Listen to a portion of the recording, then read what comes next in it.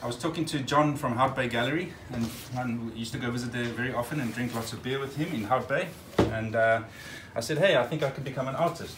And he went, hey, maybe you can. You get two types of artists. You get artists that go to university and then get a degree, and then they go into galleries. And in the galleries, they're always going, please, can you help sell my art? And the galleries control them. They control their market completely. So. And the poor, they keep the artists poor and make their supply, and they choose which artist out of the 20 that they're going to make famous. The other type of artist is myself, who's academic and not academic, straight to do everything myself, pay for everything, control the market, control everything. And while I was sitting there, John from Hout Bay Gallery said to me, who painted this? I said, that's Andy Warhol. And he said, who painted this? I said, you can see, that's Keith Haring, and this was Van Gogh. And he said, how can you see the signature? I said, no, you can see it's a Warhol. So he said, whether you paint Desmond Tutu, girls, trees, lighthouses, people must go, that's a Richard Scott. So what I decided to do was to take the color from the girl and put it on the outside, except for here, for example, on the lighthouses. But generally, the colors on the outside, the subject is always white with a thick black line. Das ist diese Negativ. Das heißt, seine Figuren, die darstellt, sind immer das weiße Papier und rundum. A little bit of fun. A lot of guys, this style is also, I'm working on this style as well because it's a little bit of graffiti. And graffiti art is sort of coming back. Because Basquiat had a show in London, and Banksy, the British artist, graffiti, people kind of like graffiti. So I'm just trying to break into that little market. So the Belgian guys like it because they're all into their graffiti stuff.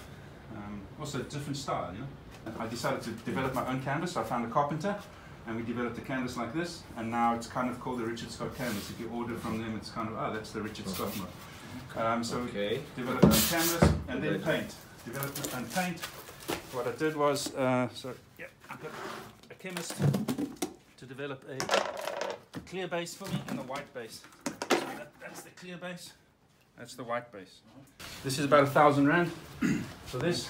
So you can make the one drop of this in here and it'll turn it red, but I don't. I use a 25% pigment load, very, very high pigment load, which makes it very high quality paint, high quality standard, and it lasts a lot longer.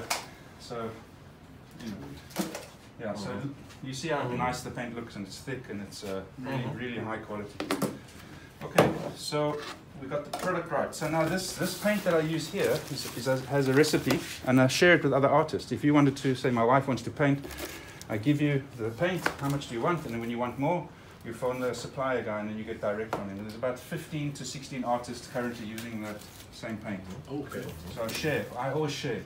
So the most important thing about art, for selling art, is texture, then color, composition, and subject matter. So you need to add texture, and I create a texture like this.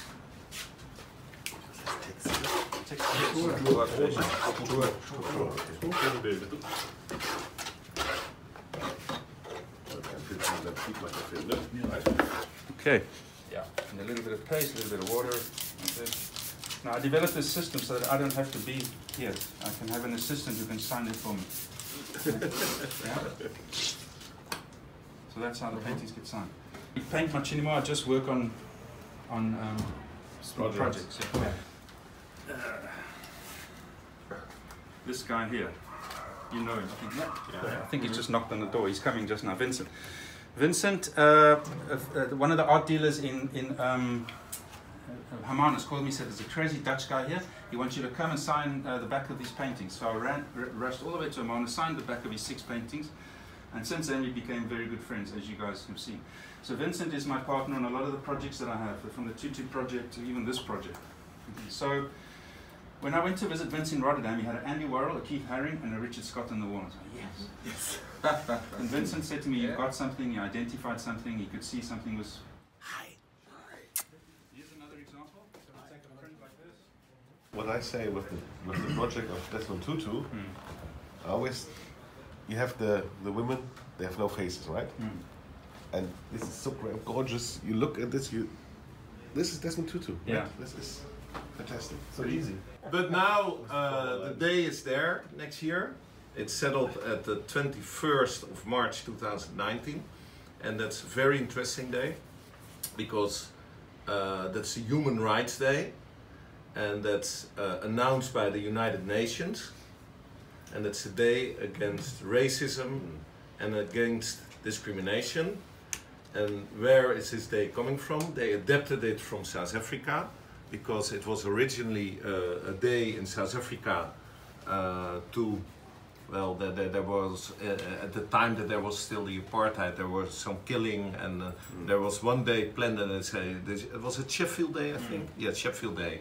So the United Nations, wow, this is a very interesting day. So that will become the International Nations Human Rights Day. And we selected that day to bring the project to the public. Good idea. And the cool thing about this is, it's if you buy something and I'm putting it in a shipping crate like this one, yeah, I do all sorts of art on it, as you guys know, heat and. So we do it on board and paper, and it's another product with a slightly different price point. Okay, guys, you didn't just come here for fun, hey? You also to buy some stuff. Yeah, you've got to buy. You didn't just come here for the fun and the tour, hey? You also got to buy. So the lady with the black stripy dress, she'll help you. Okay. Shop till you drop. And I came here for the cash money to collect. And she just give the money to him. Right. Come, dog.